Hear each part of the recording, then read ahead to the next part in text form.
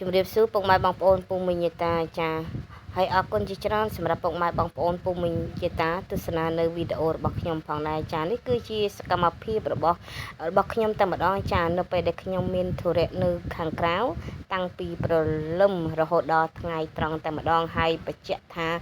តាំងពីព្រឹករហូតដល់ថ្ងៃត្រង់នេះអត់តាន់បានអីចូលពុះអីបន្តិចទេចាហើយអត់តាន់បានអាហារសម្រន់អីទេគឺថ្ងៃនេះ admin គឺសរុបយកតែម្ដងទាំងថ្ងៃទាំងព្រឹកទាំងល្ងាចតែម្ដងពុកម៉ែបងប្អូនពូមីងយាតាចាគឺថ្ងៃនេះគឺ admin ចេញទៅខាងក្រៅមានរវល់ចាម្ដងហ្នឹងគឺបានមីកមួយមកកញ្ចប់អីនេះឯងពុកម៉ែបងប្អូនពូមីងយាតាចាគឺមិនបងអង្គយូរទេដោយសារឃ្លានខ្លាំងពេកចាតាំងពីព្រឹកអត់មានអីចូលអញ្ចឹងណាហើយតមកដល់ក្នុងបន្ទប់វិញក៏ឃើញមានមី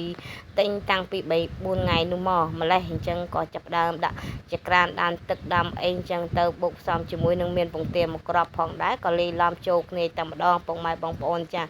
ហើយបន្ទាប់មកខ្ញុំក៏បានដាក់ទឹកដាក់អីដាំទៅយកមកស្រោះអីអញ្ចឹងទៅហើយមានពងទាស្ងោរជាមួយគ្នានឹងឯងពុកម៉ែបងប្អូនពូមីងយាតាចា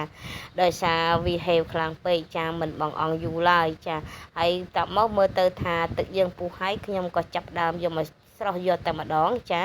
ហើយមើលទៅថានេះហើយមើលទៅតំណងពេកអីចឹងទៅចង់ស្រាក់ទឹកមាត់ទៀតហើយពុកម៉ែបងប្អូនពូមីងយាតាចាឃ្លានអំណាចនៃការឃ្លានគឺមិនបងអង្គយូរទេពុកម៉ែបងប្អូនចាហេវឡើងញ័រសាច់ញ័រជើងតែម្ដងចាដោយសារតាំងពីព្រឹកអត់មានអីហូបណាចា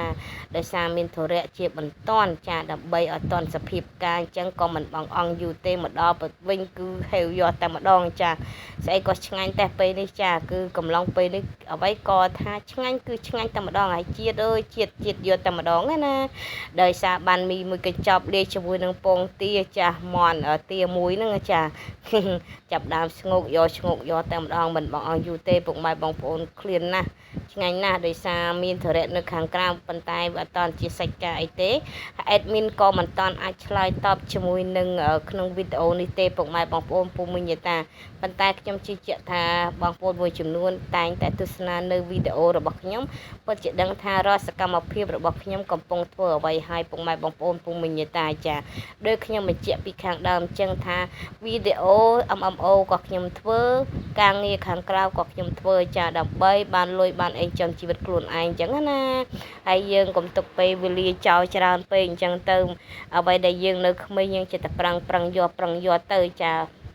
ចាំទៅដល់ថ្ងៃខាងមុខទៀតចាំយើងគិតបន្តទៀតអញ្ចឹងណាពុកម៉ែបងប្អូនពូមីងយាតាចាហើយជាចុងក្រោយខ្ញុំសូមអរគុណជាច្រើនសំណាក់ពីបងប្អូនទាំងអស់ដែលនិយមទស្សនានៅវីដេអូរបស់ខ្ញុំផងដែរចាទោះបីជាមិនល្អមើលក៏ដោយក៏ប៉ុន្តែគ្រាន់តែខ្ញុំចង់បង្ហាញអំពីសកម្មភាពមួយចំនួនដែលពាក់ព័ន្ធជានឹងរូបខ្ញុំផ្ទាល់តែម្ដងពុកម៉ែបងប្អូនពូមីងយាតាចាហើយខ្ញុំជឿហើយថាជនដែលមានពិការភាពគឺពិបាកប៉ុន្តែពិបាកតែសម្រាប់ពុកម៉ែបងប្អូនដែលមើលមកតែប៉ុណ្ណោះតែសម្រាប់ពួកខ្ញុំដែលជនដែលមានពិការភាពគឺមិនមានបញ្ហាសម្រាប់ជាឧបសគ្គសម្រាប់រូបខ្ញុំទេចាដោយពាក្យខ្ញុំនិយាយថា